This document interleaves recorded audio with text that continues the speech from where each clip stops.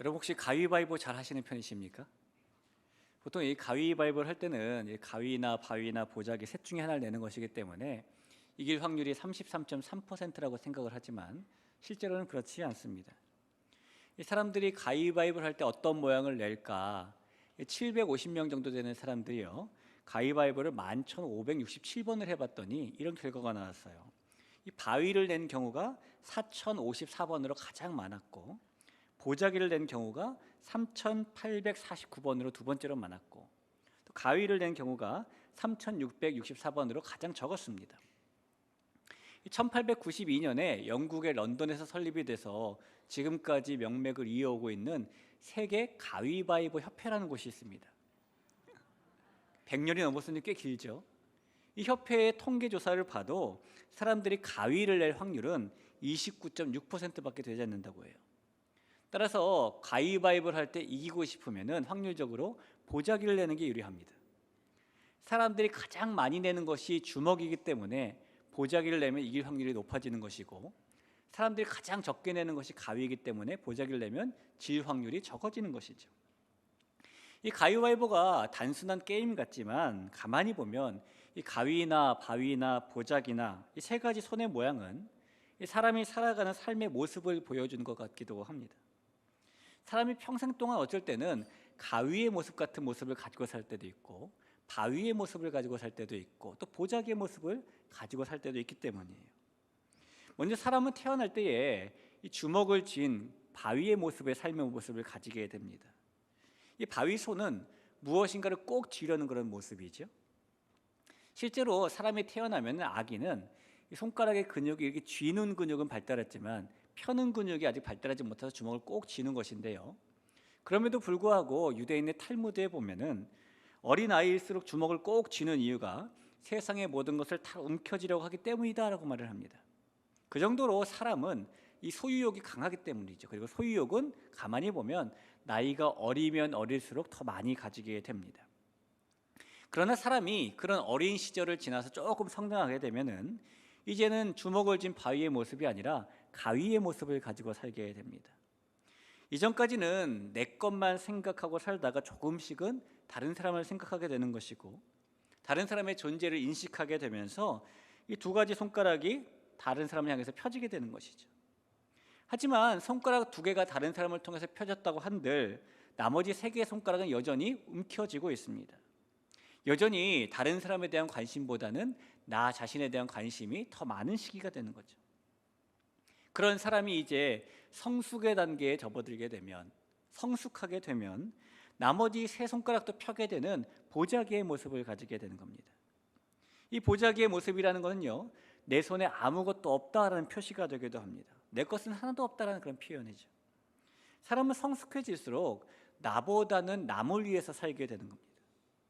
그렇게 사람은 태어날 때는 주먹을 꼭 쥐고 태어나지만 성장하고 성숙해지면서 손바닥을 펴게 되는 겁니다. 여러분께서는 이 주먹손과 가위손과 보자기손 가운데에 어떤 모양을 가지고 살고 계십니까? 여러분이 바위손이라는 것은요, 그 어떤 것도 받을 수 없는 손입니다. 이 가위손도 마찬가지로 그 어떤 것도 받을 수 없는 손입니다.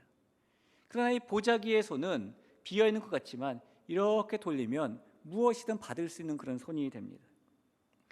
우리가 나는 무익하다, 나는 아무것도 없다 라고 비어있는 보자기의 손을 가진다는 것은 신앙적으로는 하나님께서 우리에게 주시는 은혜와 축복을 마음껏 받을 수 있는 그런 손을 가지는 것일 겁니다. 저와 여러분이 가진 손이 욕망으로 가득 찬 꽉 찌는 바위손이 아니라, 남을 생각하는 것 같지만 결국에는 자기 자신을 위하는 가위손이 아니라 내가 아닌 남을 향해서, 또 내가 아닌 하나님 향해서 활짝 펴진 그런 보자기의 손이 되기를 간절히 축원합니다. 오늘 성경 21절에 보니까 믿음으로 야곱은 죽을 때에 요셉의 각 아들에게 축복하고 그 지팡이 머리에 의지하여 경배하였다라고 말을 합니다. 야곱은 비록 아버지 이삭의 첫 번째 아들로 태어나진 않았지만은 이스라엘 12지파의 조상이 된 위대한 조상이죠. 그런 야곱은 여러분 어떤 손을 가지고 살았을까요?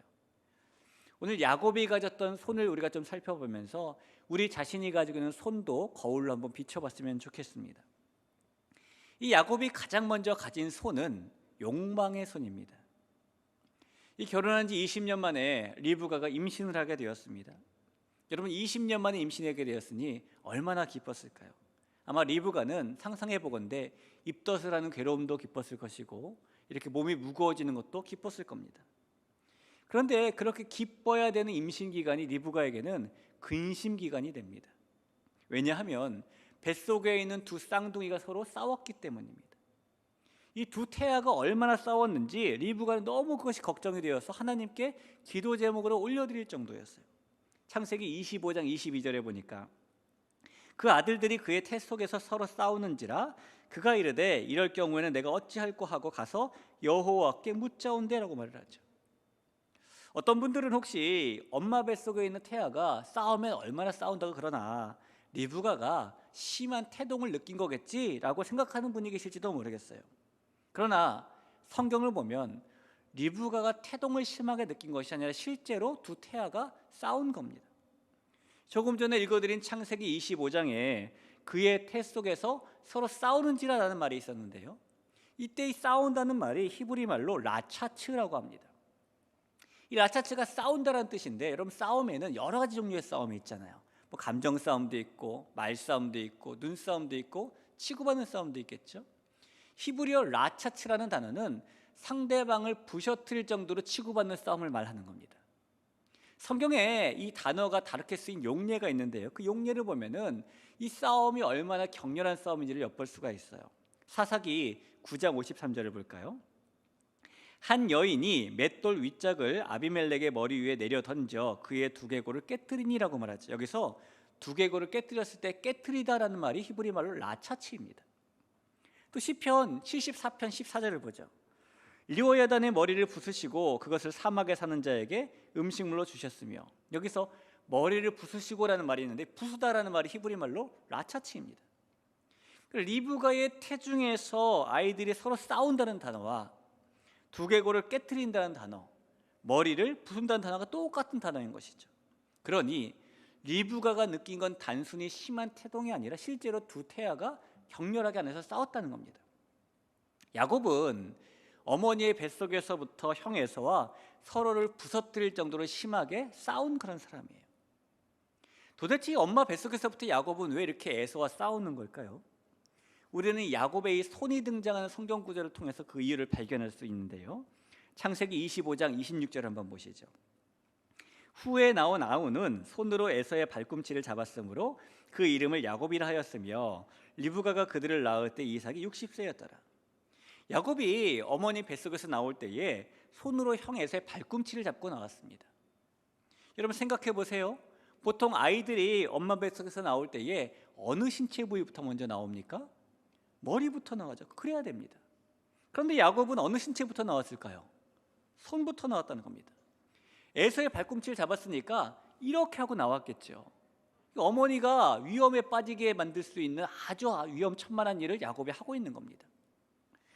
야곱이 에서의 발꿈치를 잡은 거는요, 속에서 있으면서 형 나만 두고 가지 마, 같이 가, 이래서 잡은 것도 아니고 나 혼자 있으면 무서워 이런 마음으로 잡은 것도 아닙니다. 여러분 보통 언제 앞사람을 손으로 잡습니까? 앞사람을 잡아당기고 내가 앞으로 가려고 할 때 이렇게 잡잖아요. 야곱이 에서의 발꿈치를 손으로 잡은 것은 엄마 뱃속에서 자기가 먼저 나가려고 했기 때문인 거예요. 야곱은 그렇게 태어날 때부터 자기가 첫째가 되고 싶어하는 욕망이 가득한 사람입니다. 에서의 발꿈치를 잡은 야곱의 손은 그런 욕망의 손이라는 것입니다.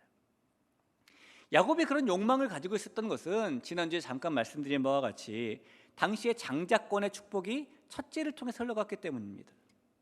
여러분 혹시 무슨 갓난아기가 뱃속에 있는 태아가 뭘 안다고 첫째가 되려고 한다는 게 좀 과한 생각 아닌가?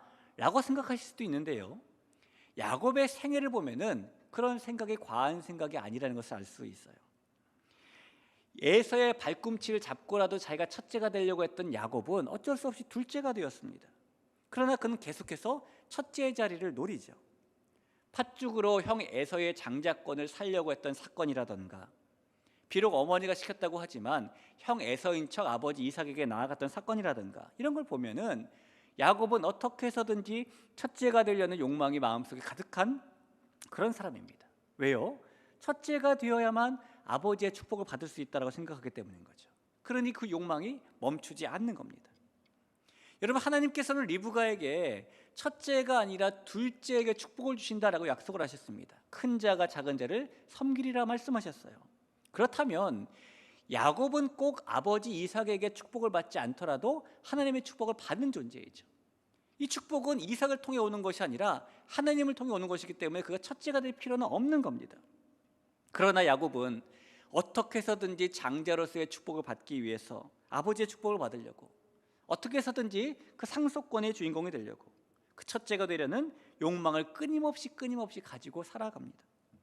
마치 브레이크가 고장난 자동차처럼 야곱이 첫째가 되고 싶은 욕망의 그런 손은 절대 감춰지지 못하고 드러나게 되는 것입니다. 야곱이 이렇게 가진 손은 욕망의 손이었다는 거예요. 여러분, 사람이 짓는 모든 죄의 동기는 대부분 욕망에서 비롯됩니다. 인류가 지었던 최초의 죄인 선과 악을 알게 하는 나무의 열매를 먹은 일, 그 동기도 욕망 때문이죠. 저걸 먹으면 선악을 아는 일에 있어서 하나님과 같이 된다고? 하나님 자리는 어떨까? 저 자리 탐나는데 내가 한번 앉아볼까? 그런 욕망을 가지고 보니까 그 열매가 먹음직도 하고 보암직도 하고 지혜롭게 할 만큼 탐스럽게도 보인 겁니다. 그리고 그 욕망을 멈추지 못하고 하나님이 금하신 열매를 먹게 되었고 사람은 죄의 길로 돌아서게 되겠죠. 이 에덴 동산의 최초의 죄로부터 현재 저와 여러분이 짓고 있는 모든 죄까지 대부분 모든 죄는 그렇게 삐뚤어진 욕망 때문에 벌어집니다. 여러분, 모든 죄를 축약시킨 십계명을 한번 보십시오. 하나님 외에 다른 신을 섬기는 이유, 우상을 만들어 절하는 이유, 하나님의 이름을 무시하는 이유, 하나님의 나를 지키지 않는 이유, 다 마음속에는 욕망 때문 아니겠습니까? 또 부모를 공경하지 않는 이유, 살인하는 이유, 간음하는 이유, 도적질하는 이유, 이웃에게 해코지하는 이유, 또 이 남의 것을 탐내는 이유, 다 마음에 있는 욕망 때문입니다. 우리 자신의 죄를 보면은 하나부터 열까지 몽땅 다 그런 욕망 때문에 죄를 범하는 경우가 많이 있어요. 욕망이라는 것은 항상 나는 뭔가 부족하다라는 것을 느끼는 것에서 시작하는 겁니다. 그러다 보니 그 부족함을 채우려고 사람은 죄의 길에 들어서기도 하는 것이죠. 여러분, 이 욕망의 손이라는 것은요, 예수님을 모르는 사람들, 세상 사람들만 가지고 있는 것이 아니에요. 오늘 하나님의 약속을 받았던 야곱이 그런 욕망의 손을 가지고 있었던 것을 볼 때에 예수님을 믿고 예수님을 따라가는 저와 여러분에게도 욕망의 손이라는 게 있을 수 있습니다.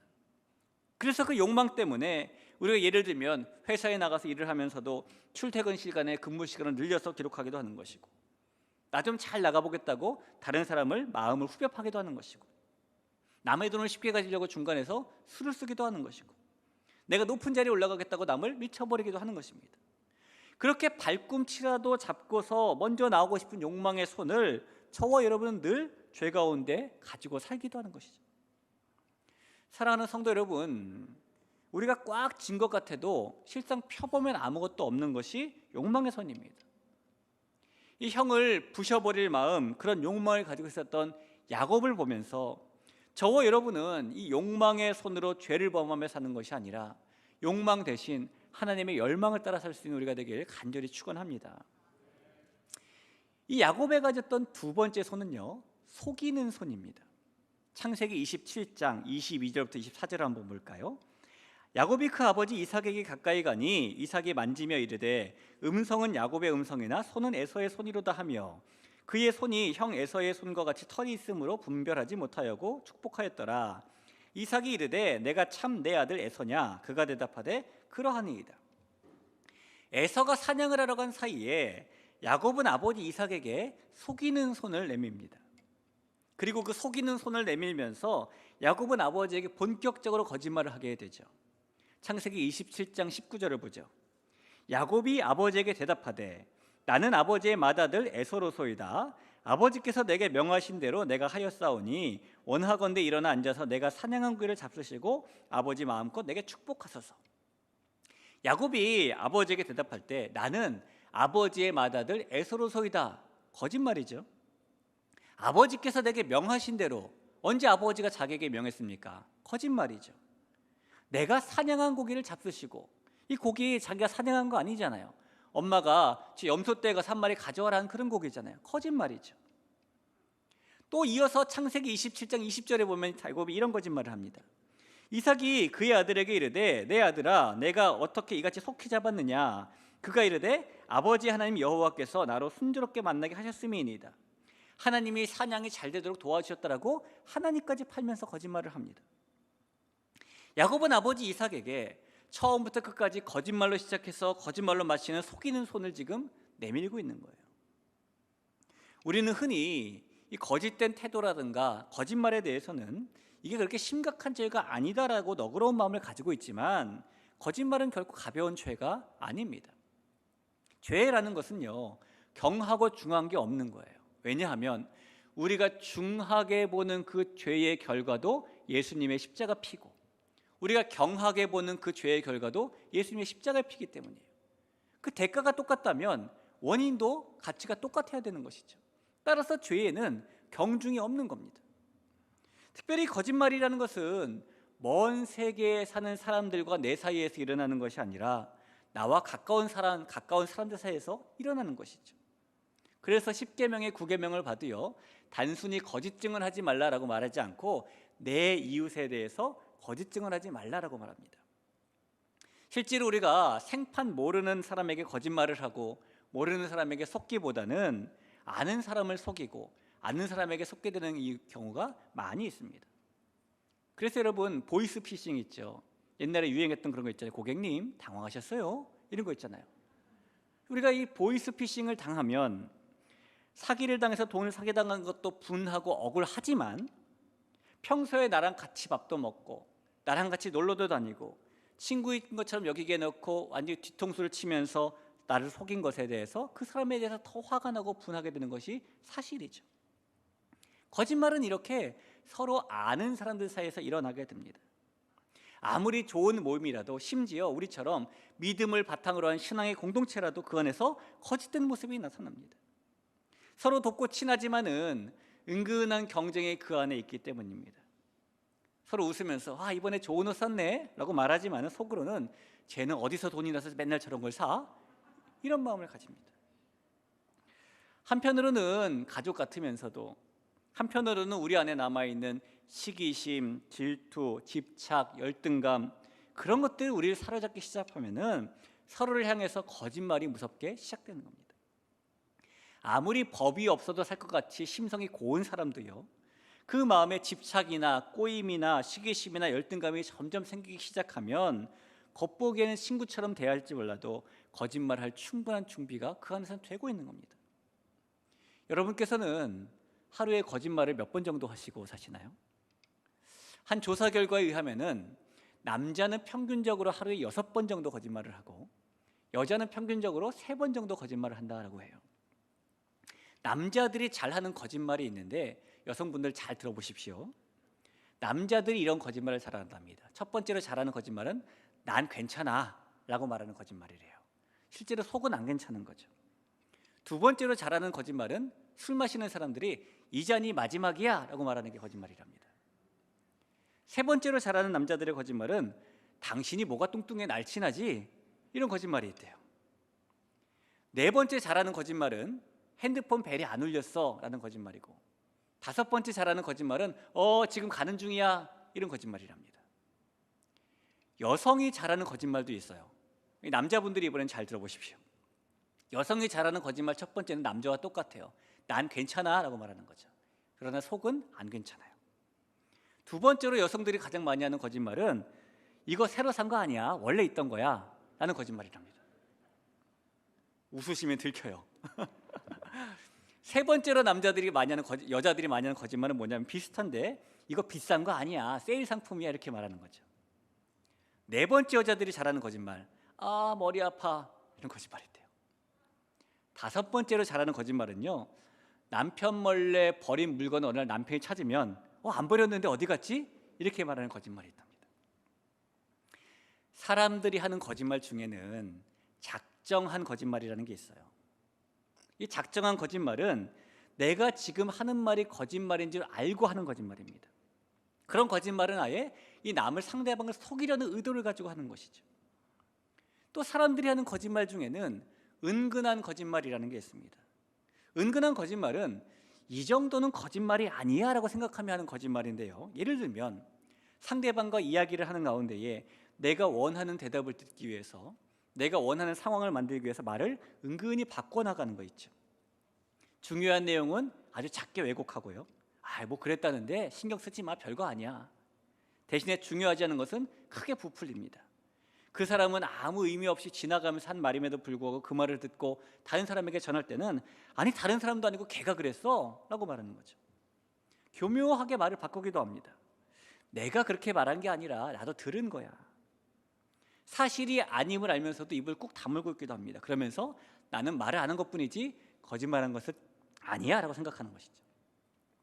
여러분, 노골적인 거짓말이 아니더라도 은근하게 말을 바꾸고 나에게 유리하게 말을 하고 불리한 말은 하지 않고 남에서 말을 축소하고 확대하고 이런 모습이 다 은근한 거짓말입니다. 거짓말의 반대는 진실이잖아요. 그러니까 우리가 숨기고 말하지 않은 진실이 있다면 그것도 역시 거짓말이 아니다라고 말할 수는 없는 겁니다. 여기 서 있는 저도 창피하지만 그런 거짓말을 한 적이 있고 아마 여러분도 그런 거짓말을 한 적이 있으실 겁니다. 어쩌면 저와 여러분은 이 야곱처럼 속이는 손을 가지고 살아갈 때가 많이 있을지도 몰라요. 그러나 여러분, 작정한 거짓말이든 은근한 거짓말이든 거짓말을 우리가 가볍게 여기면 안 된다는 겁니다. 왜냐하면 거짓말은 예수님 말씀에 의하면 마귀의 일이기 때문입니다. 요한복음 8장 44절을 볼까요? 너희는 너희 아비 마귀에게서 났으니 너희 아비의 욕심대로 너희도 행하고자 하느니라. 그는 처음부터 살인한 자요 진리가 그 속에 없으므로 진리에 서지 못하고 거짓을 말할 때마다 제 것으로 말하나니 이는 그가 거짓말쟁이요 거짓의 아비가 되었습니다. 이 거짓은 마귀에게 속한 일이랍니다. 사실 거짓말이라는 것은 우리의 인격이 모자라서 하는 것이 아니라 우리의 마음이 건강하지 않기 때문에, 우리의 마음에 죄성이 가득하기 때문에 하는 것입니다. 우리가 잘못된 말을 하면 흔히 이렇게 요노매입 그러잖아요. 그러나 입술에 문제가 있는 것이 아니에요. 내 마음에 있는 열등감이든 질투든 이기심이든 죄악된 마음에 문제가 있는 경우가 많습니다. 그런 마음이 우리가 거짓말을 하게 하는 원인이자 출발점이 되는 겁니다. 사랑하는 귀한 성도 여러분, 마귀의 일인 거짓말을 멀리하시기 바랍니다. 형과 아버지를 속였던 이 야곱의 거짓의 손을 보면서 저와 여러분은 거짓의 유혹에 빠지는 이 속이는 손을 멀리하고 살 수 있기를 우리 주님의 이름으로 간절히 부탁을 드립니다. 야곱이 이 욕망의 손과 속이는 손에 이어서 가졌던 세 번째 손도 있는데요, 이 세 번째 손은 앞의 것과 성격이 다른 축복의 손이라는 겁니다. 창세기 47장 7절을 보겠습니다. 요셉이 자기 아버지 야곱을 인도하여 바로 앞에 서게 하니 야곱이 바로에게 축복하매라고 말하죠.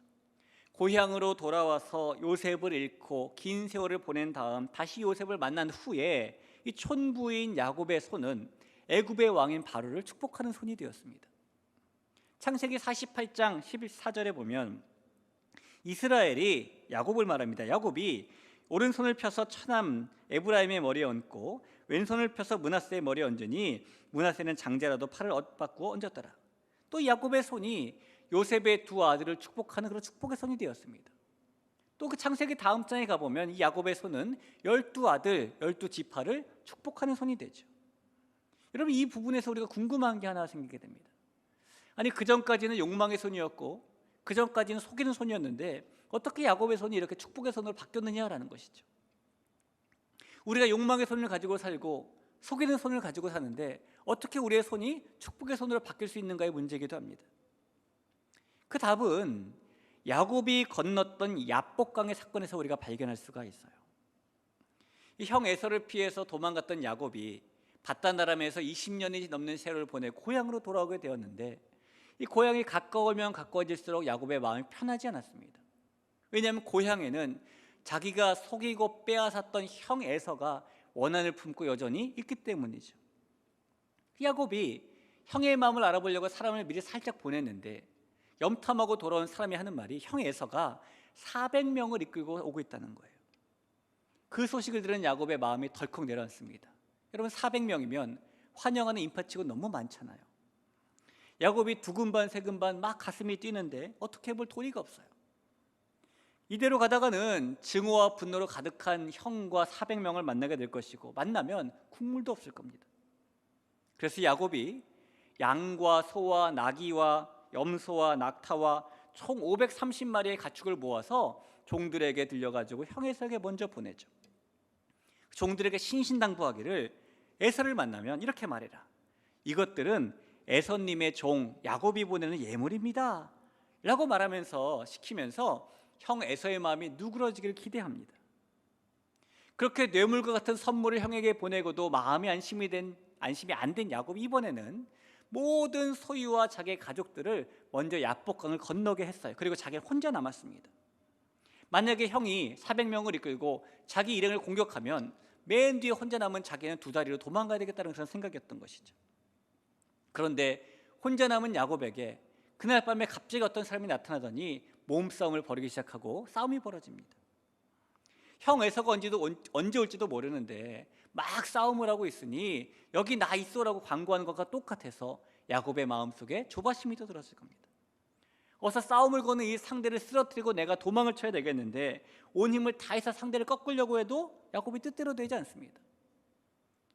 그러나 그 순간 그 상대가 사력을 다한 야곱의 넓적다리를 툭 걷어찼고 야곱의 허벅지 관절이 어긋나면서 몸을 지탱할 수 없어 맥없이 주저앉게 되죠. 큰일이 난 겁니다. 분노한 형이 오면 최후의 수단으로 36개의 주랭량을 칠 야곱의 다리가 다치게 되면서 야곱의 마지막 수단이 사라져버리게 된 거예요. 여러분, 그때 야곱에게 불현듯 생각이 드는 게 있었습니다. 도대체 이 사람이 누구길래 한밤중에 나를 찾아와서 싸움을 거나. 혼자 온 것을 보니 형의 부하는 아닌 것 같고 보통 사람이 아니다라는 직감이 된 거죠. 생각이 이에 미치자 이미 다리 힘이 빠져서 힘을 못 쓰게 된 야곱이 싸움은 틀렸고 상대를 꼭 붙잡고 매미처럼 매달려서 결코 놓지 않습니다. 그리고 자기를 축복해달라고 떼를 쓰죠. 이 상황을 보면은 축복해달라는 말은 뭐냐면은 이대로 가면 자기는 형에게 죽게 생겼으니 자기를 살려달라고 떼를 쓰는 겁니다. 결국 상대는 야곱에게 하나님과 겨루어 이기었다라는 이스라엘이라는 이름을 주게 되었다는 겁니다. 그리고 야곱의 예상과는 달리 형 에서는 야곱에게 원한을 걷는 것이 아니라 동생을 환대해 주었어요. 여러분, 이 사건 이후에 야곱에게 변화가 생깁니다. 자기가 의지했던 모든 것들이 다 무너져 내린 야곱이 의지할 바가 없어 하나님을 의지하게 되는 것이죠. 야복강의 사건 이후에 성경을 보면 이 야곱은 다리를 절게 되었어요. 그래서 그는 지팡이를 짚었을 겁니다. 야곱은 이 지팡이를 짚을 때마다 야복강에서의 사건이 기억할 수밖에 없었고 하나님을 더 의지할 수밖에 없었을 겁니다. 오늘 우리가 본문 21절 후반절에 보면은 그 지팡이의 머리를 의지하여 경배했다라고 말하죠. 이게 그런 의미가 되는 것입니다. 그 결과 야곱은 비록 욕망의 손을 가지고 있었고 속이는 손을 가지고 있었지만 바로를 축복하고 요셉의 두 아들을 축복하고 12아들을 축복하는 축복의 손을 가지는 사람으로 변하게 된 것이죠. 그렇게 지팡이 머리를 의지하는 그 야곱의 손이 바로 하나님을 의지하는 믿음의 손이 되고 만 것입니다. 여러분, 저와 여러분에게는 여전히 욕망의 손이 남아있고 여전히 속이는 손이 남아있습니다. 그 욕망 때문에, 그 거짓 때문에 우리가 이 세상을 살면서 하나님과 가까이 하지 못할 때도 있고, 그 욕망 때문에, 그 거짓 때문에 하나님께서 주시고자 예배해 놓으신 은혜와 축복을 못 누리고 살 때도 있습니다. 그러나 사랑하는 성도 여러분, 우리가 가진 욕망의 손은, 우리가 가진 거짓의 손은 축복의 손, 믿음의 손으로 바뀌어야만 합니다. 야복강의 야곱처럼 내 것을 포기하고 하나님을 의지할 때에, 내 힘을 내려놓고 하나님을 의지할 때에, 자기를 부인하고 하나님을 의지할 때에 우리의 손은 욕망의 손이 아니라, 우리의 손은 속이는 손이 아니라 축복의 손, 믿음의 손이 될 수 있음을 믿으시기를 바랍니다. 그럴 때 하나님을 가까이 하게도 되고, 그럴 때 하나님이 주시고자 하시는 은혜와 축복도 누리고 살게 된다는 것을 확신하시기를 부탁드리겠습니다. 나의 욕심을 위해서 하나님을 무시하며 사는 그 욕망의 손, 자신과 남을 속이며 마귀의 일을 따라가는 거짓의 속이는 손, 하나님을 의지하며 하나님의 일을 맛보며 사는 축복의 손, 믿음의 손, 여러분 어느 손을 가지고 사시겠습니까? 하나님을 의지하는 이 축복의 손, 믿음의 손을 가지고 믿음으로 살며 야곱이 맛보았던 약복강의 기적을 우리가 만나며 살 수 있게 간절히 축원합니다. 그가 요셉을 만나고 17년 동안 애굽에서 축복된 인생을 살았던 것처럼 우리가 축복의 손, 믿음의 손을 가질 때에 하나님께서 함께 하시며 우리의 길을 열어주시는 것을 만나게 될 것입니다. 이 한 주간이 여러분에게 그런 한 주간이 되기를 우리 주님의 이름으로 간절히 축원합니다. 우리 같이 한번 찬양하죠. 찬양할 때 말씀을 기억하며 주 앞에 나와라는 찬양을 같이 한번 고백해 드릴까요? 우리가 주님 안에서 온전케 될 줄로 믿습니다. 주 앞에 나와, 주 앞에 나와 제사를 드리네. 마음 열어 내 삶을 드리네. 주를 봅니다. 끝없는 사랑 나 회복시키네. 이제 눈 들어 주 보네. 그 능력 날 새롭게 주님의 사랑 날 만지시니 내 모든 두려움 사라지네. 폭풍 속에도 주 붙들고 믿음으로 주와 건네 갈보리 언덕 넘어 그 어느 날 주 안에 온전케 돼. 이제 눈 들어 주 보네. 그 능력 날 새롭게 하느님의 사랑 날 만지시니 내 모든 두려움 사라지네. 폭풍 속에도 주 붙들고 믿음으로 주와 건네 갈보리 언덕 넘어 그 어느 날 주 안에 온전케. 우리 한 번 더 고백해 볼까요? 이제 눈 들어 주 보네. 그 능력 날 새롭게 주님의 사랑 날 만지시니 내 모든 두려움 사라지네. 폭풍 속에도 주 붙들고 믿음으로 주와 건네 갈보리 언덕 넘어 그 어느 날 주 안에 온전케 되리. 우리 같이 기도하겠습니다.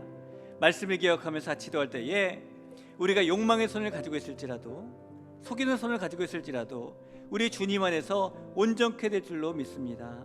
하나님, 내가 가진 손이 축복의 손, 믿음의 손 되게 도와주시옵소서. 내가 가진 손이 욕망의 손이 아니라 마귀의 일인 거짓의 손이 아니라 하나님을 의지하며 붙잡는 그 믿음의 손이 되게 도와주옵소서. 기도할 때에 야곱이 노년을 누린 축복이 우리의 축복이 될 줄로 믿습니다. 우리 그런 마음 가지고 같이 한번 기도하겠습니다. 기도합니다. 하나님 아버지, 우리가 때로는 욕망과 거짓된 손을 가지고 살았음을 고백하며 나아갑니다. 하나님, 우리가 그런 삶을 살았을지라도 약복강의 기적이 우리 가운데 임할 수 있도록 허락하여 주셨소. 하나님, 우리가 마침내는 이 축복과 믿음의 손을 가지는 사람들 수 있도록 허락하시며 도와주시옵소서.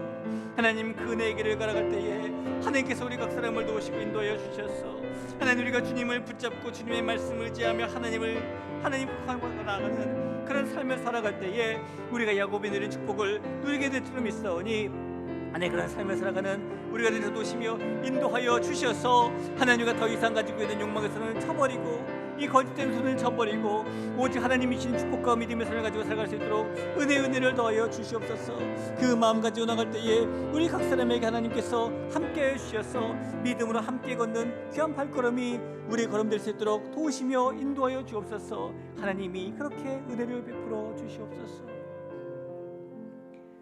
우리에게 은혜 주시는 하나님, 우리가 주님과 함께 믿음으로 걸을 때에 하나님, 우리가 가지는 손이 욕망의 손이 아니라, 속이는 손이 아니라 축복과 믿음의 손이 될 줄로 믿습니다.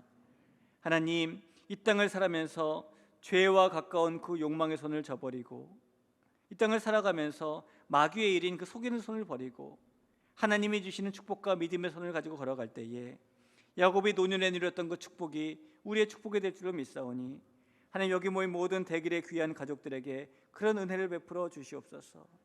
먼저는 우리가 욕망과 속임을 가지고 있었던 것을 주님께 고백하며 회개하게 하시고 그 마음 가지고 나아갈 때에 야복강의 기적을 누리는 우리가 될 수 있도록 은혜를 베풀어 주옵소서.